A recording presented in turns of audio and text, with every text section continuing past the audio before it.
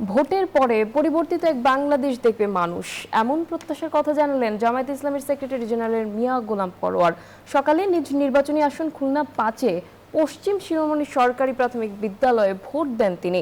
নির্বাচনের পরিবেশ নিয়ে সন্তোষ প্রকাশ করে তিনি জানান, ইসির নিয়ম মেনে অবাধ ও সুষ্ঠু নির্বাচন হতেই হবে। আরও বলেন, জুলাই গণ অভ্যুত্থানের হাজারো মানুষের ক্ষত চিহ্ন পূরণের জন্য এই নির্বাচন হচ্ছে। সরকার গঠন হলে তা পরিণতি লাভ করবে।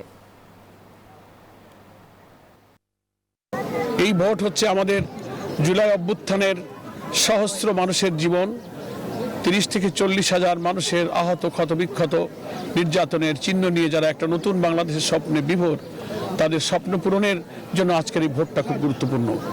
জয় পরাজয় এটা মহান আল্লাহ তাআলার নির্দিষ্ট করে রেখেছেন। আমাদের দায়িত্ব মানুষের কাছে আমাদের মেসেজ পৌঁছানো, কেমন বাংলাদেশ আমরা গড়তে চাই সেটা মানুষকে জানানো। আমরা দীর্ঘদিন ধরে জাতির কাছে সেই মেসেজ পৌঁছাবার চেষ্টা করেছি। Next level, well done, side by side, free.